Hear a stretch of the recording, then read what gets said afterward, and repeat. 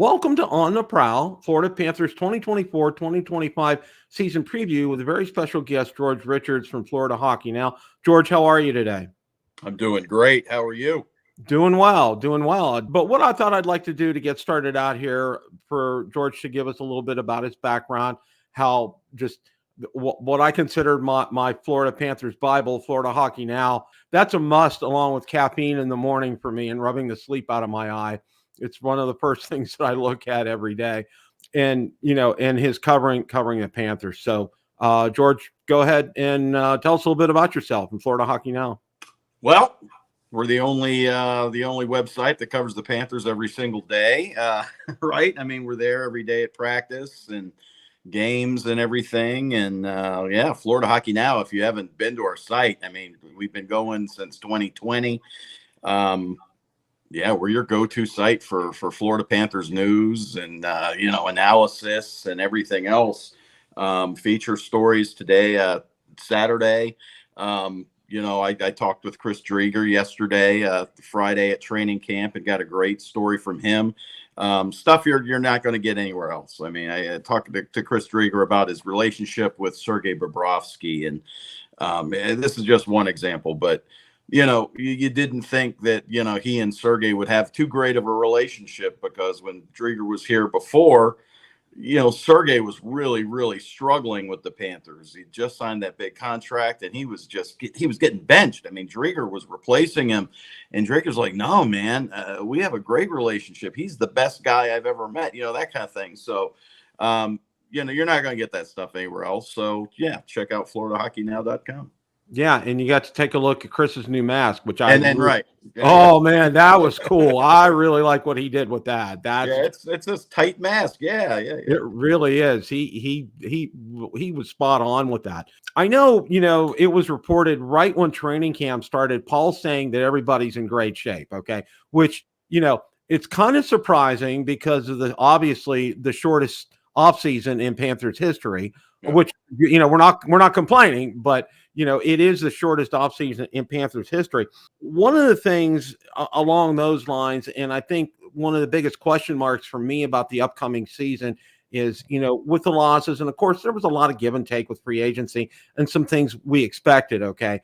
Now, I think the biggest question in a lot of people's minds and a lot of Panthers fans' minds is the defense, okay? Because that's kind of seemed to be where it's taken the most hit, okay, in terms of free agency, in terms of who left the team, okay? And of course, we have Schmidt and Boqvist back there. What are your thoughts about the defensive pairings and how you see that playing out? Well, the first thing, last year was the same question mark, right? That was right. The obvious weakness for the Florida Panthers was its blue line, and it turned out to be one of the team's strengths. Even before Brandon Montour and Aaron Ekblad returned from their injury, the offseason injuries and offseason surgeries, the Panthers were pretty strong defensively. Now it took them a time to get to mesh everything. Sorry.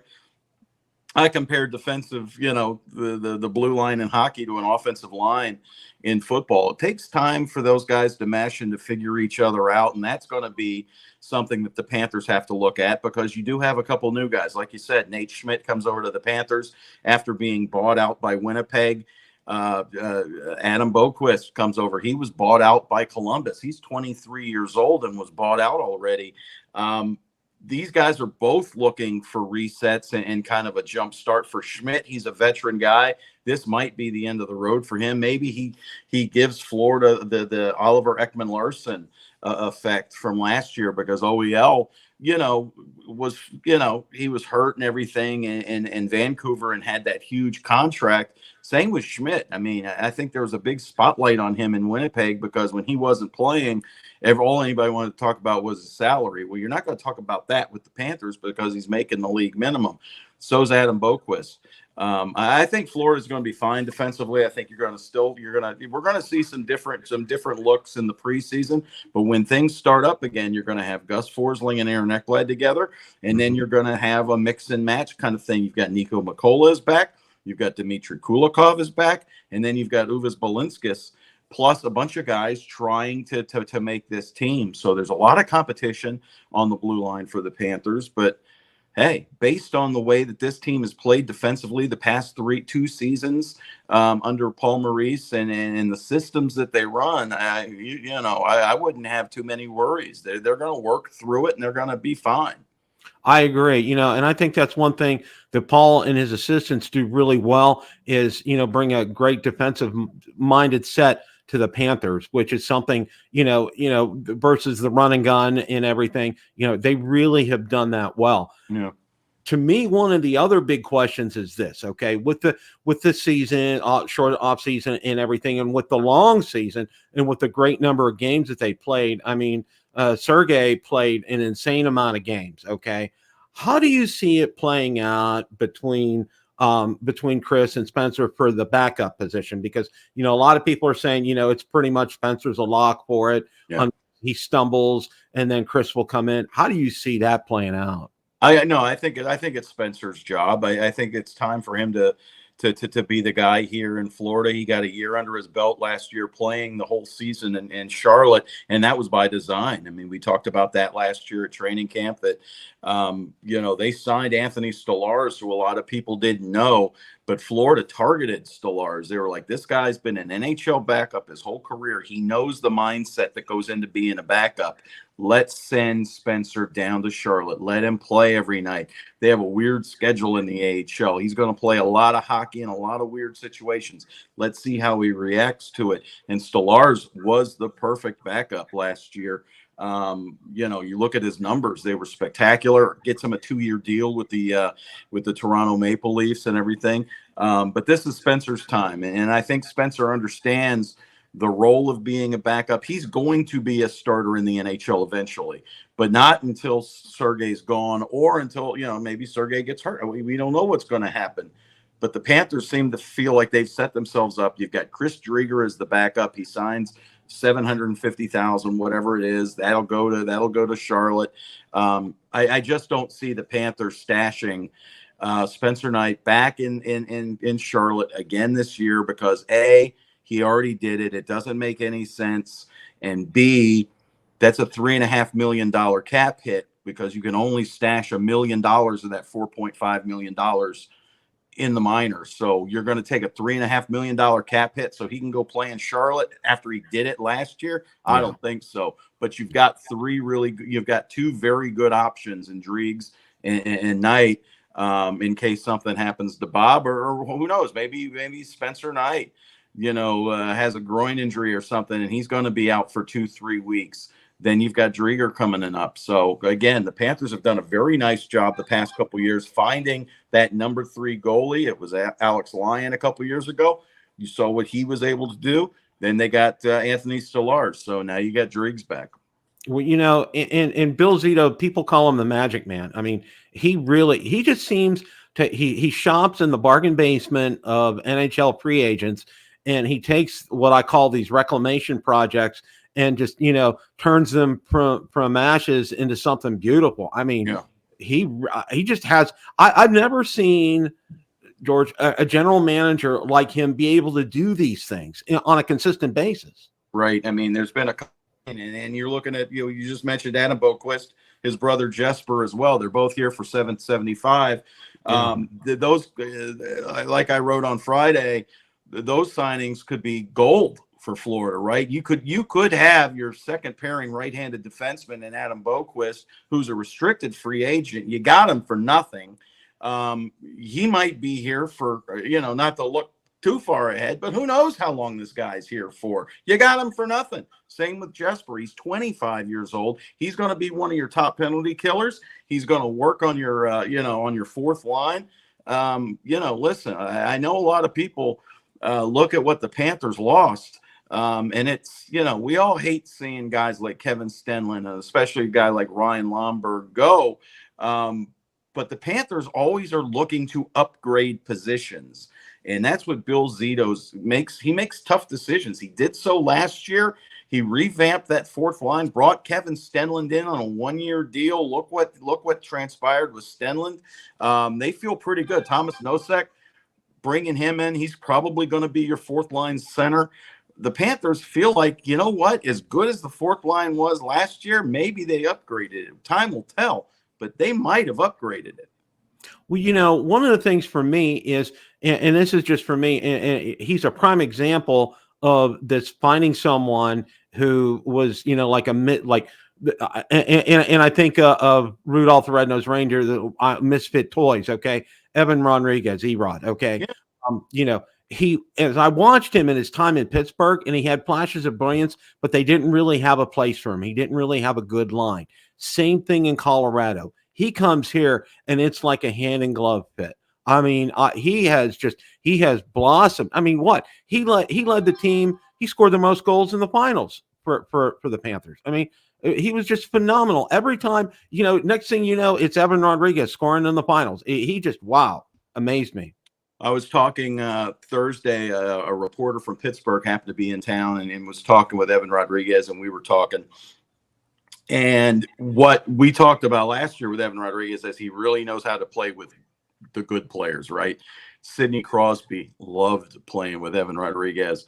You saw him when he was put up on the top line, excuse me, in Colorado, put up good numbers there. He really blossomed in the playoffs. And why? Because he was playing with Sam Bennett and Matthew Tkachuk. That's where it really took off. He was fine on the third line with Luostarinen and Anton Lundell. He could play fourth line, first line. Evan Rodriguez, you can play him anywhere, left side, right side. Say he can center. You can play him anywhere, but he really thrives with the good players or the great players, because he's got that mindset. Like, he's not a selfish guy. He's going to feed him, but he's also got that really good shot, as we saw in the final. Yeah. He's not afraid to take it. I mean, he fed Carter Verhaeghe on the opening goal in Game 7. That was all Evan Rodriguez feeding Carter Verhaeghe. Right. Panthers take a 1-0 lead on Edmonton, set the tone for that game.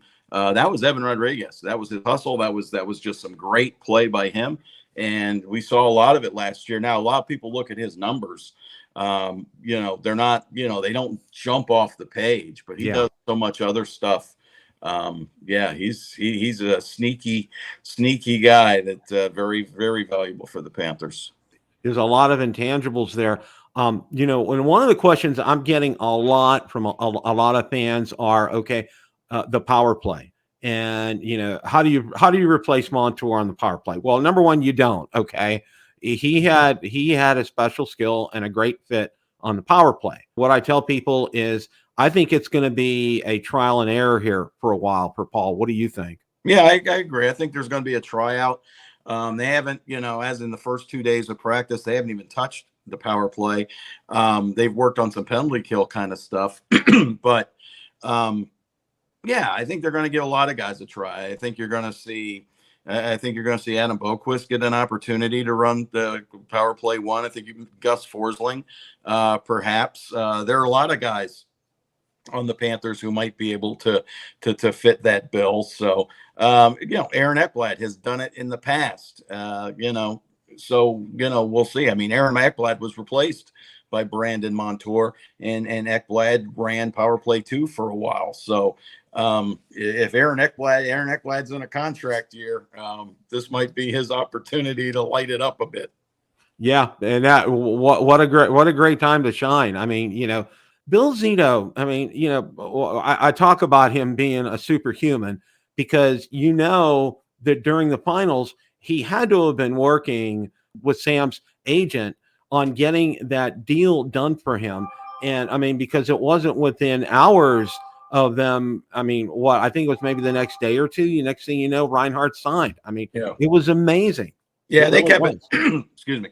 They kept it very quiet. But that was something that they worked on again. But it helps that there was no animosity between the player and management or the franchise. Sam Reinhart wanted to stay here. He took a discount to stay here. He probably would have gotten $11.5–12 million on the open market. I mean, that was probably an option for him. He takes 8 and change here, 8.5, I think. So that's part of it. I mean, and let's not forget, like you talk about Bill Zito's skill set, he's a former agent. These agents trust him. He's not BSing them, and he doesn't burn players. So players want to come here because even if things don't work out with the Panthers, Bill Zito's going to take care of that player. He's going to find them somewhere to play. He's got a, of every player that hasn't worked out here in South Florida under Bill Zito, and the list is very small. Those guys he has always found a home for. He sent guys, Vinny Hinostroza. Let's that was one of the first guys, and it just wasn't working here. And he just he got beat out for a position, and he was not playing. He sent him home to Chicago. I mean, he was like, dude, we're good. I'm sending, I'm going to send you to your hometown team. That's the kind of thing that Bill Zito does. That's appreciated and noticed by players. And, that's why players want to play here. It's not just the palm trees and the golf carts and all that stuff. Players know they're going to be treated right here in Florida. And even the guys that leave, they just know that he's like, guys, I don't have the money to give you. When he went into free agency this year, he was telling guys, I've got $775,000. I can't negotiate. That's all we've got. Take it or leave it. Players are taking it. Yeah. And they like that. They like that honesty. They know they're not playing games. He shows them the numbers. This is what we've got. We've got to fill 5 spots. I got 775 for 5 of you. 5 of you are going to take it, and these guys are like, yeah, he's not BSing us. He's not trying to just get us in here and then players appreciate that, and that's why this is a place where players want to come. Well, management and ownership have a lot to do with keeping a great core group of players on board. Okay, and you see that time and time again. It pans out in the NHL itself. All right, now with potential free agents coming up next year, who do you see? And again, this is just sheer projection on our parts here. All right. Who do you see the Panthers really making the effort to retain that are potential free agents next season? Well, I think they try to sign all 3. I think you've got Aaron Ekblad, Sam Bennett, and Carter Verhaeghe. I think they're going to make a run at keeping all 3. Now, who gets a raise? Who gets the term? I think Carter Verhaeghe gets a nice raise, and he gets term. He's younger than the other ones. I think that because of his injury situation, his past injuries, Aaron Ekblad probably gets less term than he probably would want it, but he's coming off an 8-year deal. He's already had that contract once in his career. So I would think he probably gets in the 3 to 5, and at probably a come down from what he's making now. And Sam Bennett, they'll figure something out. Sam Bennett wants to stay here. I mean, he's very valuable here. And if it turns out that Sam Bennett needs to go, feels like, he goes somewhere else, you've got Anton Lundell waiting in the wings to take over that second center position. So, but I think they make a hard run at all 3. All 3 want to stay here. I think at the end of the day, they'll work something out where all 3 do stay. I think so. I think I agree with you 100%. Last team that repeated is Stanley Cup champions. You got to go back to 2016, 2017, the Penguins. Okay. And during a real season, right? Right. Because Tampa did it, and that doesn't count. Right. The bubble and the bubble thing, they had 5 months between. Yeah. That's and then a 50-game schedule. No, that doesn't exactly. And how in a full season, well as I know, how just insanely difficult and the number of factors that can come in to just muddy that water up in a hurry. I was in Pittsburgh. I went to the Winter Classic in 2011. I saw Crosby get hit, the initial concussion. Then I went to the next game when they played Tampa, and Victor Hedman hit him up against the boards, and then he was out for the season. All right. And then lo and behold, I take my daughter to another game. We were living in Columbus at the time. Malkin gets hurt for 2011. So Crosby and Malkin are out for the rest of the season. I mean, and you see, things like that happen. All right. Now barring this kind of stuff here, what do the Panthers need to do to put themselves in a position to do favorably in the playoffs next year? Well, I mean, listen, just get there first, right? I mean, the Panthers, it's like Matthew Tkachuk said, let's just make the playoffs. Give me a chance when we get there, because, listen, this team's played 209 games over the past 2 years. I know, talking with LeBron James back in the day, When the Heat were making those runs every single year, then you're putting miles on that body, hard miles. You're putting hard miles on these engines right now. And I think they just need to survive the season, make the playoffs. Don't worry about winning the Atlantic, which they didn't do last year. They weren't worried about the winning the Atlantic. That was a gift from the Boston Bruins, who didn't want to play Tampa. So just make the top 3 in the Atlantic, or make sure you've got one. They don't care. They don't care where they play, who they play. They don't care. They didn't care last year. And here we are, right? And make the playoffs, and let's see what happens. But listen, this is real, though. I mean, I don't think the Panthers are going to have, the so-called hangover, because even though, last year everybody was asking about that, but they had a chip on their shoulder, boy. That team was motivated last year after getting embarrassed by Vegas. This year, now they're the hunted. There's going to be some games where you like, oh, how did they lose that one? And just write it off. That's what we did last year. Just write it off. I mean, they lost to the Chicago Blackhawks. Write it off. Who cares? Make the playoffs. That's all that matters. That's all anybody remembers, is making the playoffs. So they do that. They've got an opportunity to repeat as champions. And then we'll see. But anything other than that, I mean, it's an 82-game season, and then it's the second season. So make it in, and we'll talk about it.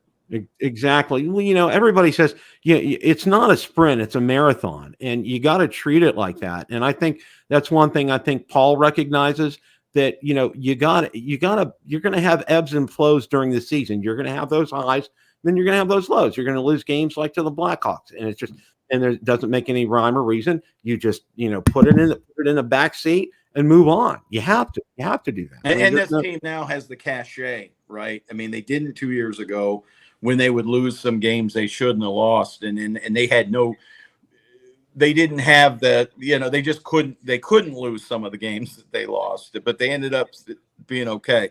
Last year, hey, lose them. Just make the playoffs. Because look at Tampa the past couple of years. Tampa doesn't care. Tampa does not care where the year they repeated in the COVID year, when I think they played 52 games or whatever, Tampa had their best player on LTIR, because they knew all we got to do is finish in the top 3 in this division, and we're in. That's all we care about. So let's just, let's do that. Florida's got to be the same way. Yes, the Atlantic should be better. You've got teams that are coming up. You've got Ottawa, Buffalo, Detroit. Montreal is still rebuilding. But the Panthers are better than those teams. And you should be, get off to a decent enough start and build up some equity there, and then just, make the playoffs. Yeah, absolutely. Absolutely. Who do you see, just in terms of like a regular season? Because what I did last week was I took a hard look at some stats, and I looked at the Panthers stats on an individual basis for last season. And then I looked at them. I used the NHL stats edge engine, and I compared how they did regular season versus every one of the teams that they played in the playoffs. And then I looked at them playoffs versus playoffs. Okay. And it was a pretty interesting comparison. Who do you think there during the regular season, what team seems to give them the most fits?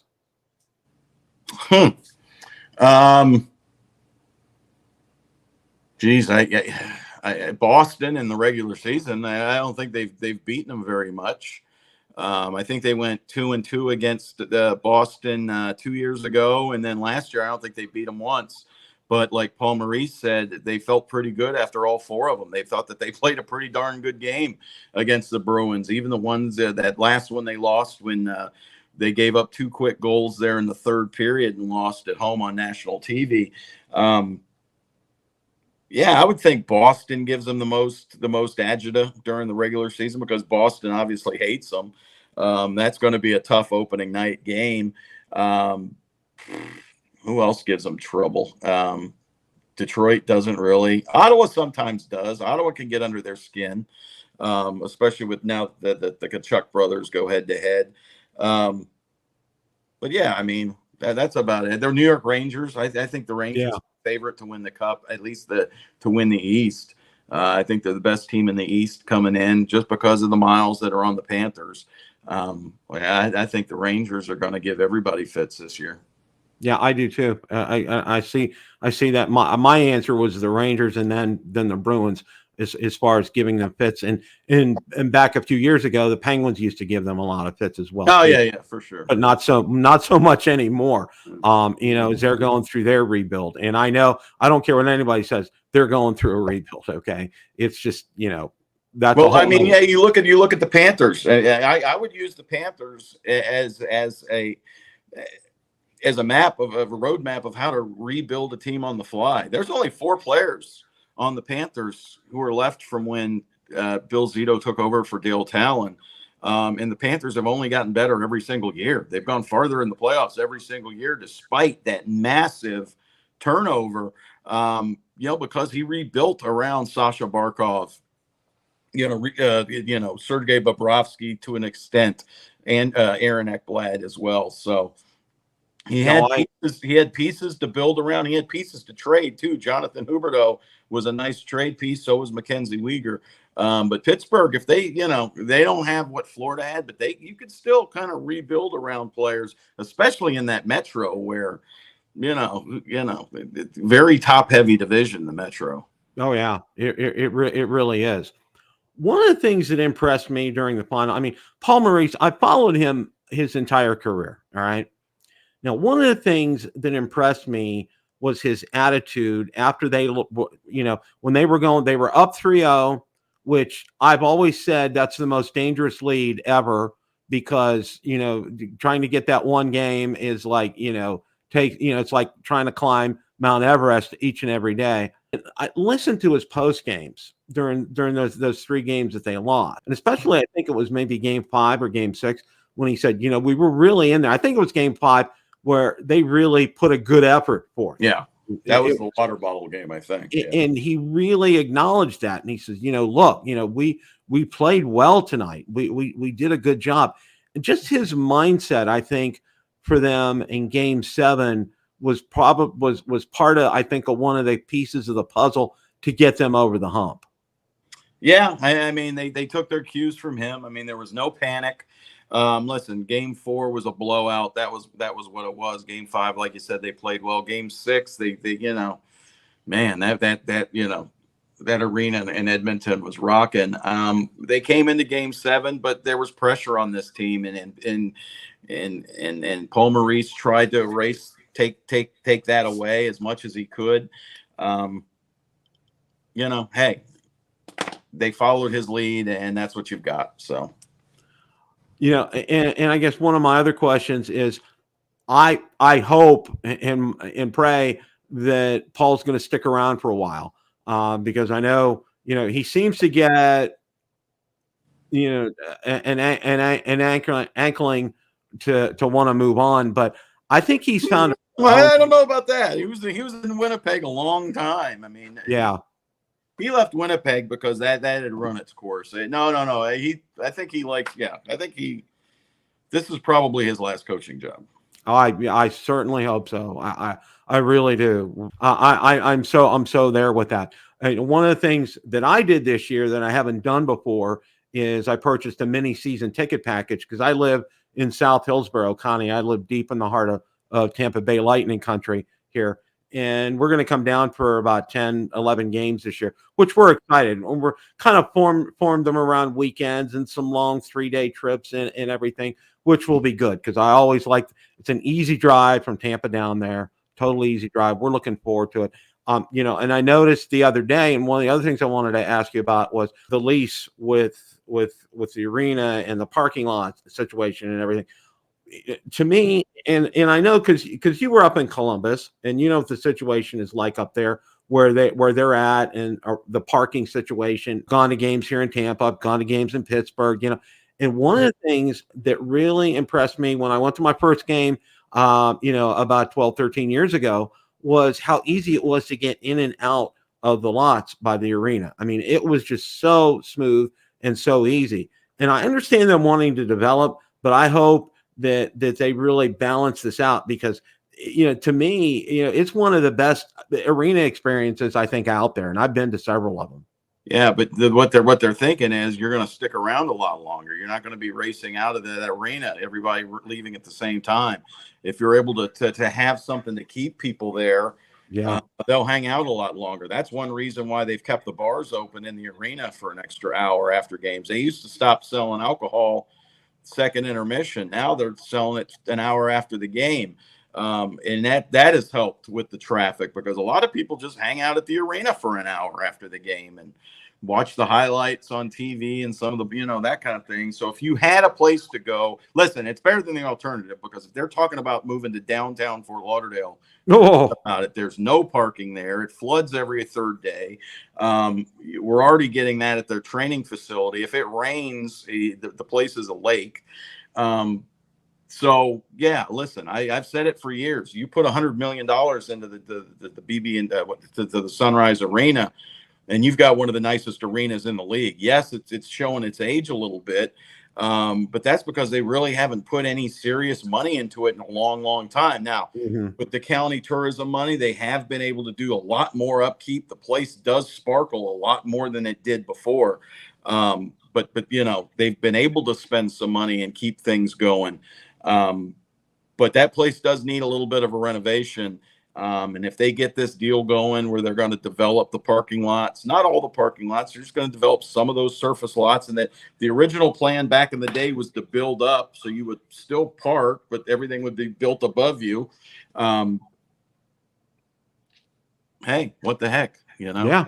They'll do so. If they're going to stay, if they're going to build all that stuff, if they get the approval from the county, they're staying, because you don't build up all that stuff to leave. Because then you're leaving an empty building. What's the point of having all this stuff around an empty building? So they build it, they will stay, and then you'll see talks about major renovations, maybe some stuff to work what Tampa did, opening it up a little bit, who knows? Yeah, I like what they did at Tampa, and I think, just to be honest with you, one of my favorite places is Nationwide Arena. The Blue Jackets, it's a great arena. Yeah. When they planned it, they planned that out right. I mean, they just did it so right. And I mean, how many NHL teams have their practice facility on site? I mean, that's just not many, and that's a great thing, because the guys just use the one locker room all the time. Yeah, it's fantastic. So, George, I want to thank you so much for your time here. We're excited. The season's 17 days away. We're super excited about that, guys. And if you haven't subscribed to Florida Hockey Now, do yourself a favor. Please do that. That'll be the best money that you spend each month. I guarantee you that.